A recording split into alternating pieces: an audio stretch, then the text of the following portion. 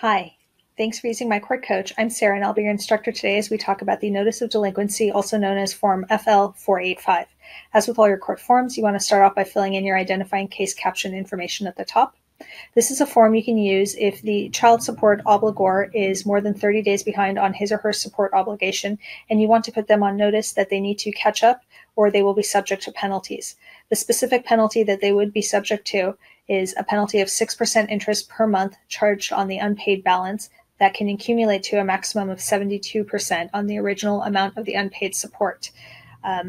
This is significantly more stringent than the 10% per annum that California allows to collect on unpaid child support statutorily.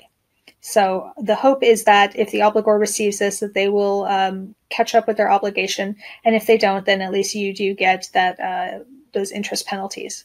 So to start off, you want to fill in the obligor's name at the top of the form. Below that, you're going to list the date of the child support order. And then below that, you're going to list in the first column what the amounts are ordered to have been paid under the child support order, the date due, and the amount that was to have been paid on that date. In the middle column, you're going to list if any payments have been received, the date paid, and how much was paid, and how much was applied to the order versus accrued interest if there is a previous interest added to this order. And then column number 3 is going to be the remaining balance due after the payment has been credited. And again, you want to break out what's due on the principal versus the interest.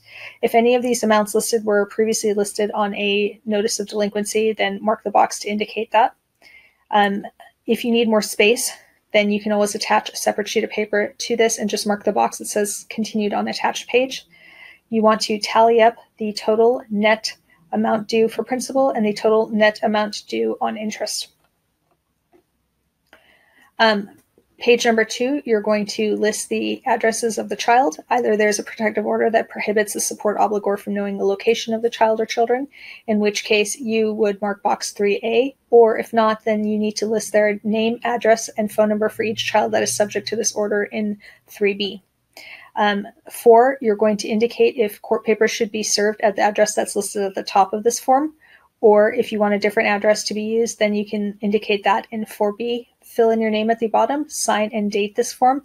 This form needs to be served on the obligor with a blank application to determine arrearages, as well as a blank request for order in case the obligor disagrees with your assessment of what is owed for arrears. If you receive no response back within 30 days of having served this notice of delinquency, then you can go ahead and file a motion with the court to make the amount of arrears that you're claiming are owed as a judgment. This form will need to be served on the obligor. As usual, you need to have a party that is at least 18 years old and not a party to this action to do the service for you. So that person will need to fill out this bottom part regarding proof of service. They will either be able to serve by personal delivery or by mailing. If by personal delivery, have them mark box 1A and list the date, time served, and the address where the service took place. If by mailing by certified mail, have them mark box 1B and fill in the date mailed, the place mailed, and attach a signed return receipt to this form. If the mailing was done just by regular mail, regular first-class mail, have them mark box 1C. They will need to serve it then with a notice and acknowledgement of receipt. This references Form 982A4. You can also use the FL-334 form and just identify what documents were served with that. And then that form would have to come back and you would attach it to this form or to your proof of service. If there's another method that was authorized to be served, indicate what that was in D and make sure to reference the code section that the process server was relying upon.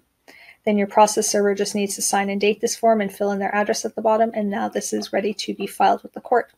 I hope you found this helpful. Good luck.